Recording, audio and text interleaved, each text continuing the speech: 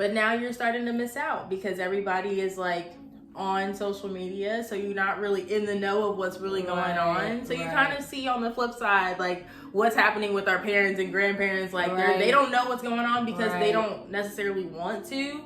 Not because it's a bad thing, but just because they know what they know, but they enjoy not being so invested into technology and getting into your phone first thing in the morning when you wake up, or you know, having to send that text message, having to send that, and it's fine, it's not an issue, but just I don't think people think about the extent as to how deep it has been rooted in all of us, because we all grew up with the internet. We all grew up with the dial tone or whatever, and you had to fucking, you know, excuse me, but we all, we had LimeWire, putting our music on our iPods and all that, you know. So I mean, we're dependent on technology to a certain extent, but we also know when to take it away. But we're growing in technology now where people aren't going to be relying on these outside physical resources that can benefit them. So I don't know. I feel like them are usually a truth, because the one thing about social media is it's all programmed. It's all a matter of facade within itself. And it's all part of the agenda, you know. And it can be a strength, though. It can help, definitely. And only if you allow it to, though, because I feel like it can go into intention. It's about intention and not feeling like you got to do what everybody has to do. And I feel like that's the mental exhaustion part. Is like you get caught up in the challenges, you get caught up in, you know, the trendy, even Black Lives Matter within itself, like that's trendy within itself, like the movement, like the organization within itself, you know, take it or leave it. I have my own opinions, and that's a whole nother conversation, but you know, just using those as examples, it's like you said, the tool is to showcase the joy within my opinion, finding yourself of what you look like outside of, well, this is what social media says I have to be, or this is what society says I have to be. I think that's beautiful. So I love when people are posting like just authentic joy, them dancing, just being goofy. Like I love weird people. Just being weird people make it think, just being yourself.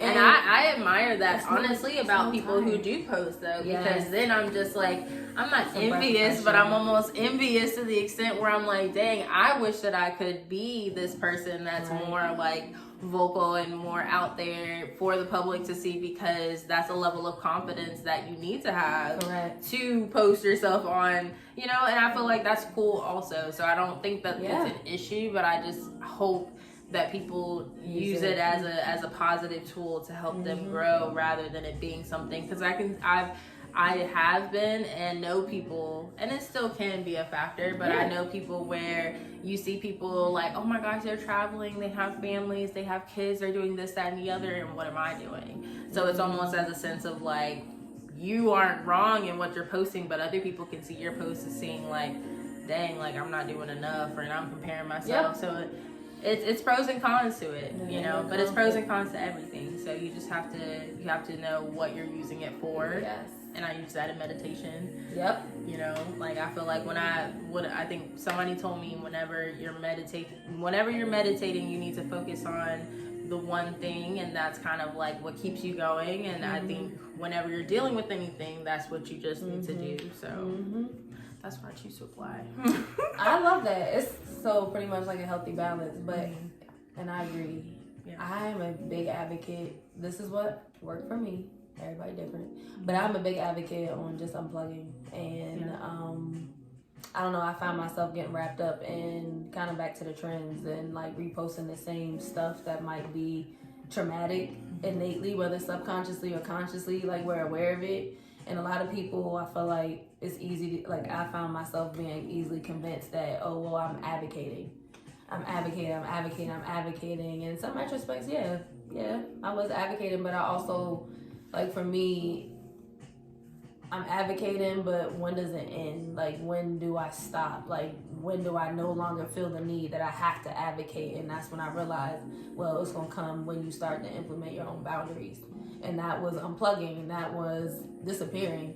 And it looked inconsistent, you know, to outside things, outside people, like, you know, what's going on. But realistically, you have to find yourself. Yeah. Or I had to find myself. Yeah. I had to, let me speak my story.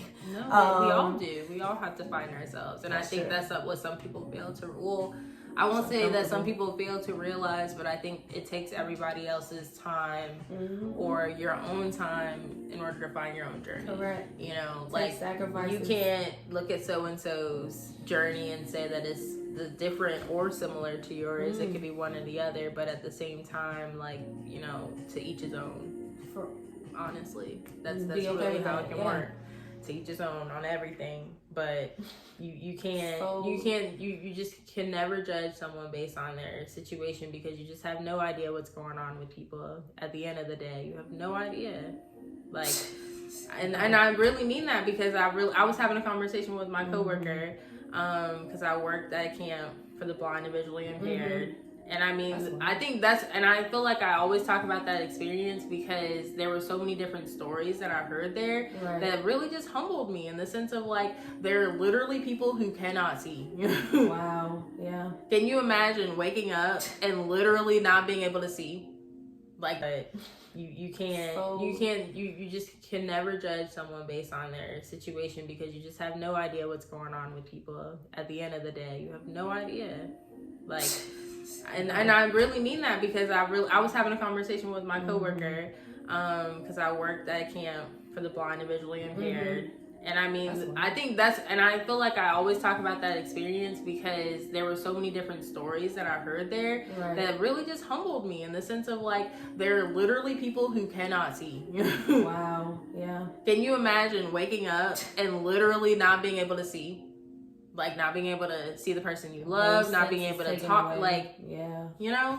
So I feel like for these people to have the joy and happiness that they have in life, and to be able to literally go out on a boat, go out on the tube, go to the store, still do the same everyday thing that we do. Yeah. There is no reason why I should be unhappy. Yeah.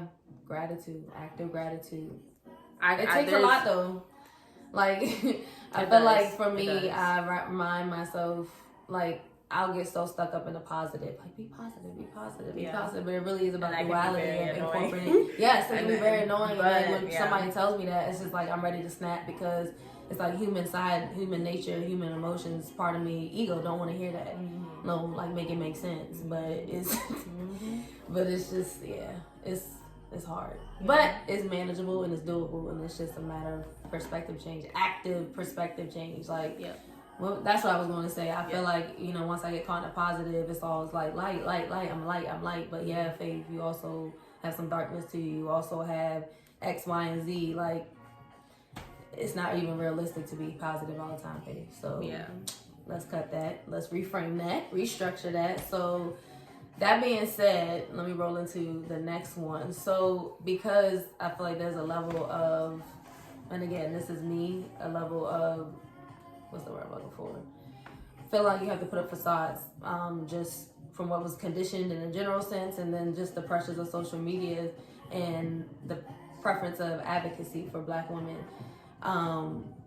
Do you feel like there is a need, like, generalized based off of what you've experienced or heard, you know, of women feeling like innately like, I gotta speak up? Or do you feel like it's a positive thing, like it's helping everyone speak their truth?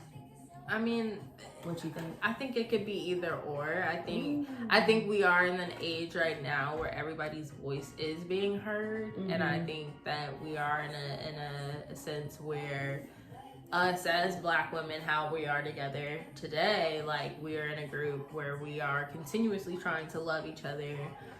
But I do feel like there is a sense of a realness, of the sense that women and Black women, colored women especially, are not seen as better or just anything. And I feel like it is something that's discussed, but it's hard when it's discussed, because then when you look at these kind of people who bring it up, you think about them as like, oh, they're coming across as like that Black woman who has to have this conversation, or if it's coming from a white woman, you have it as a white woman who's just trying to talk about something that she doesn't know about. So it almost doesn't feel like it's a win, But at the same time, there has to be a conversation of how we're going to actually progress too. Correct. You know? Correct. Because at the end of the day, it's just love.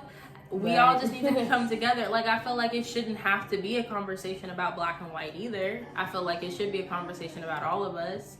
But at the same time, there has to be a conversation, because I am a black woman, about the fact that the differences, there is a difference. There always will be a difference. Very much So so. that has to be addressed every time too. I should be respected, and it has to, even though it's not may not be understood. This is one thing I've one of my mentors or mentees, you know, we both kind of came to the realization, because she was working on a lot of anger issues towards white women specifically, just with like microaggressions over the years. Like, you know, we all had to learn that, but of like what it was and identifying. But she was just like, this is what I do. Hold on, I didn't thought. Pull that back to me. You were talking about how your mentee was talking about her microaggressions. Yeah, but we realized, like, being a black woman, like, you have to understand that your perspective is not, most likely is not going to be understood all the time, but yet you still have to progress forward and speak your truth in order for it to be understood. Like, not really understood, but just it's for you. Yep. You open that throat chakra, you open up new meaning and empowerment for yourself by just speaking your truth, but understanding that a lot of people still might not see it. And that's the harsh realities. That's the differences between women and black women.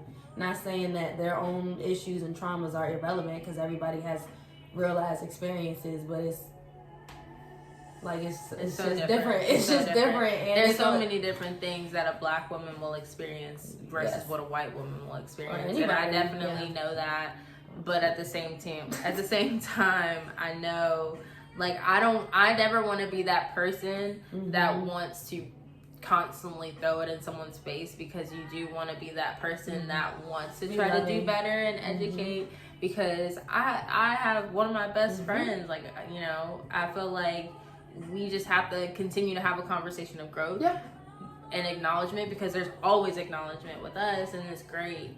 But at the same time, I do know that there's also that level of you wanting to have that sense of support, I guess, from someone you know, like, I guess, or someone who knows this sense of what you experience.